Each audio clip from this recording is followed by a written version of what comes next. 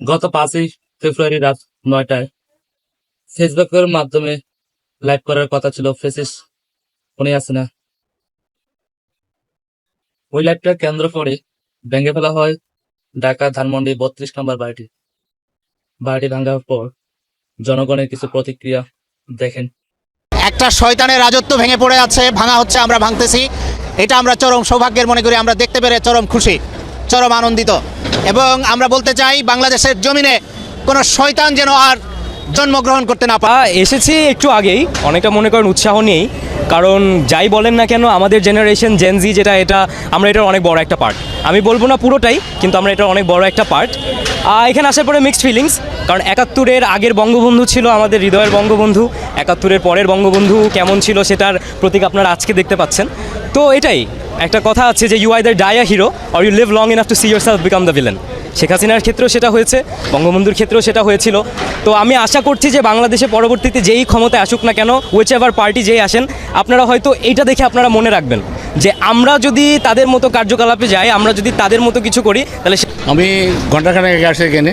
আমি এখানে যা দেখছি যে মানুষের 16 বছর পঞ্জীবিত যে যন্ত্রণা, যে ব্যথা, যে সব কাজগুলো মানুষের ওপর যে চাপিয়ে দেওয়া হয়েছে বিভিন্ন স্বৈরাচারী শাসন আমলের বা স্বৈরাচারী ফেজিবাদ সরকার, তারই বহিঃপ্রকাশে এই বাড়ি ভাঙা এটা। সে দেশে নাই, কিন্তু বাহির থেকে সে বারবার আমাদেরকে উস্কানি করে দিয়ে এই দেশটাকে অশান্তি করার চেষ্টা করছে। তার বহিঃপ্রকাশ আজকে এই ভাঙা কাজ। বাড়ি ভাঙাটা ঠিকই আছে, কারণ অত্যাচার জুলুম মানুষকে এই 17 বছর অনেক নির্যাতন করছে, সাধারণ মানুষ অনেক হয়রানি হয়েছে। এই বাড়িটা ভাঙা আমার যুক্তিটা ঠিক। যৌক্তিকতা দেখতেছি, কারণ ভবিষ্যৎ প্রজন্ম, তাদের নতুন প্রজন্মরা দেখুক যে একজন স্বৈরাচার বা একজন দূষর, এটা এদের একটা শিক্ষা নেবে ভবিষ্যতে, যাতে পরবর্তী রাজনৈতিক দলগুলো এটা থেকে শিক্ষা নেবে যে এদেশে স্বৈরাচারী বা খুন গু মায়না ঘর করে কেউ রক্ষা পাবে না, শেষ পর্যন্ত তাদের পরিণতি এরকম। আমি আসছি আধা ঘন্টা প্রায় আগে। আসলে আলহামদুলিল্লাহ এটাই দরকার ছিল। এটা ইতিহাস কাউকে রক্ষা করে না। প্রত্যেকের ইতিহাস থেকে সবার শিক্ষা নেওয়া উচিত।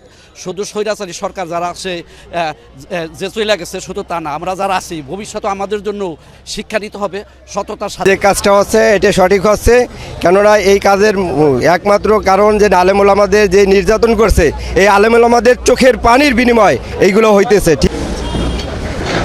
পৃথিবীতে কেউ দুর্নীতি করে টিকতে পারে না এই ভবিষ্যৎ। মনে হচ্ছে পৃথিবীতে যদি একটি ভালো কাজ থাকে আজকের দিনে, বাংলাদেশে যদি সবচেয়ে একটা ভালো কাজ থাকে, বর্তমান সরকারের পৃষ্ঠপোষকতা যদি একটি ভালো কাজ থাকে, এটি হচ্ছে এটি। একটা শয়তানের রাজত্ব ভেঙে পড়ে আছে, ভাঙা হচ্ছে, আমরা ভাঙতেছি।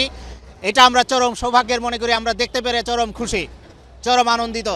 সংবাদ পেয়েছি, তো সকালে ফজর নামাজ পড়ে আসছি শুধুমাত্র দেখার জন্য যে আল্লাহ তাআলা পৃথিবীতেই যারা জুলুম অত্যাচার করে মানুষের প্রতি, তাদের একটা দৃষ্টতা এবং দৃষ্টান্ত আল্লাহ তাআলা দেখাচ্ছেন, যেন পরবর্তী জেনারেশন এর থেকে শিক্ষা গ্রহণ করে।